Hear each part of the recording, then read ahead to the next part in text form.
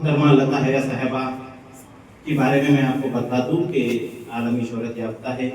उर्दू उनकी मादरी ज़बान ना होने के बावजूद उन्होंने उर्दू में दस्तरस हासिल की है और ना सिर्फ अब वो उर्दू में शायरी करती है बल्कि उर्दू के ताल्लुक से पूरे दुनिया भर में मशहूर है।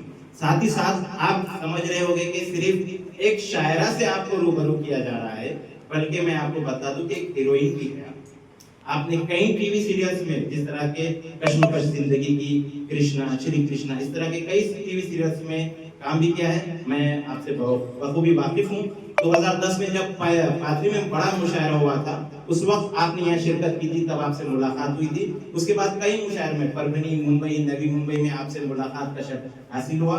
मैं 6 साल थाने में भी कॉर्पोरेशन के स्कूल में जॉब कर चुका हूँ, तो उस वक्त जब मुंबई में जो भी मुशायरे होते थे वहाँ पर आपके मुशायरों में शिरकत करने का मौका मिलता था।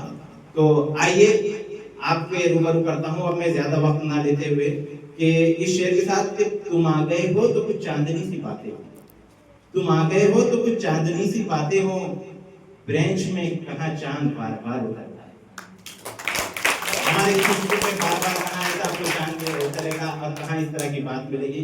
तो हमको तो आप रोज ही सुनते हैं, जिस तरह सर ने मुख्तसर में बात कही, मैं आप यहाँ से पूरा वक्त मोहतरमा लता हया साहिबा को देता हूँ कि वो आपके रूबरू आए और आपसे बातचीत करें, हम कलाम हो, और आप अपनी शायरी के चंद जो अल्फाज से आपको भी नवाजें। मोहतरमा लता हया साहिबा। अस्सलाम वालेकुम। मुझे बहुत ही खुशी हो रही है क्योंकि बड़ों के बीच तो बहुत जाना होता है, अक्सर मुशायरे पढ़ना होता है, लेकिन ऐसे मासूम बच्चों और फरिश्तों के बीच जाना कम होता है। और बच्चे वैसे भी मुझे बहुत अजीज हैं। मुझे मालूम नहीं था कि मुझे यहाँ आना है। अभी आने से कबल भी बस थोड़ा सा हल्का फुल्का सा ऐसा कहा गया था कि कहीं चलना नहीं, इंतजार करें। मुझे नहीं मालूम था कि ऐसे स्कूल वगैरह में आना। मैं बहुत शुक्रिया अदा करती हूँ जो सफ़ीउल्लाह साहब हैं। सिर्फ वाक़ियत ही नहीं, कुछ लोग परिवार बन जाते हैं, फैमिली बन जाते हैं। तो ये मेरी फैमिली, वैसे तो सब लोग जो भी उर्दू परिवार है मेरी फैमिली, आप सब लोग मेरी फैमिली हैं, लेकिन ख़ास तौर से नांदेड़ का मतलब मेरे लिए मजीदुल्लाह साहब का परिवार और सफ़ीउल्लाह साहब का परिवार यहाँ जो बैठे हैं। तो मैं तो शुक्रिया अदा करती हूँ कि उन लोगों ने आपसे और उन बच्चों से मुझे मिलाया। मैंने अभी सुना आपने जो तारीफ की, मैं तो इस काबिल हूँ नहीं। मैं तो सिर्फ इतना कहना चाहूँगी कि मेरा हर एक कलाम खुदा का कलाम है, मेरा हर एक कलाम खुदा का कलाम है, वरना कलम भी हाथ में लेना है।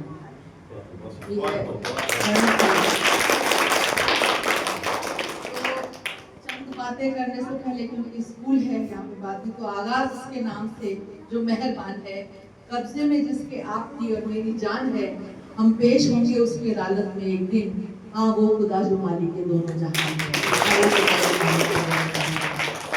मैं सुन रही थी उसने जो मैंने कहा नात बच्ची ने पढ़ी, अच्छा बड़ा बच्चा है और पहली कोशिश है, लेकिन क्योंकि मुझे उर्दू के मुतालिक कुछ बोलने के लिए कहा गया और ये भी कि शायरी बच्चे कुछ शौक रखते हैं, तो शौक की शुरुआत ऐसी होती है कि आप पहले दूसरों को सुनते हैं और उनकी कॉपी करने की कोशिश करते हैं और उनके अशार पढ़ते हैं।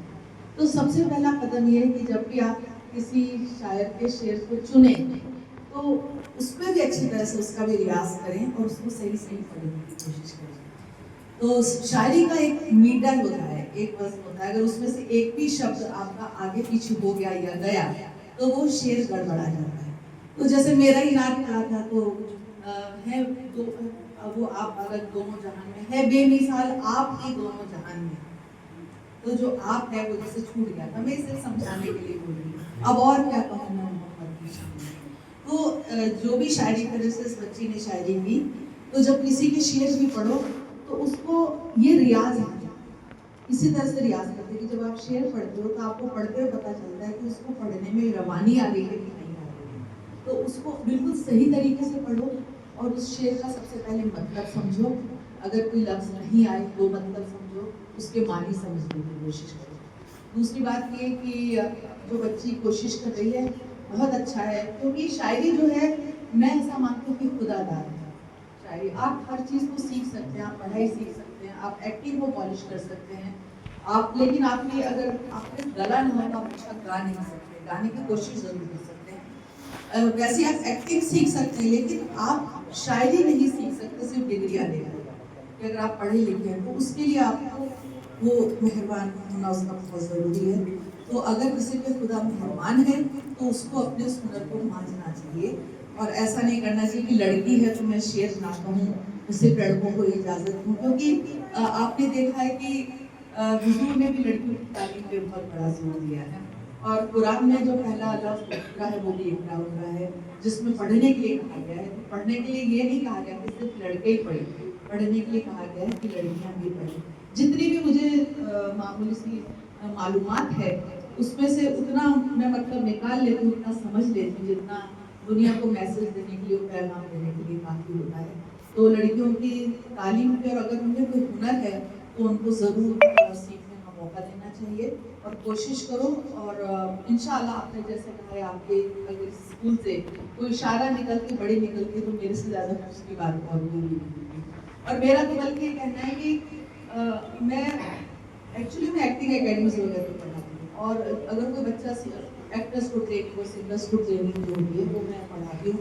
लेकिन मैं सबसे ज़्यादा मसरत मुझे तब महसूस होती है जब कोई मुझसे ये कहता है कि मैं उर्दू सीखना और शायरी सीखना। वो ठीक है, वो एक जो है मेरा पेशा है, और वहाँ भी जब मैं क्लास लेती हूँ तो सबसे पहले बच्चों को ये समझाने की कोशिश करती हूँ कि बिना उर्दू के आप हिंदुस्तान में बोल नहीं सकते, बिना उर्दू के आप अपना काम नहीं चला सकते, बिना उर्दू के आप अपनी गुफ्तगू कर ही नहीं सकते।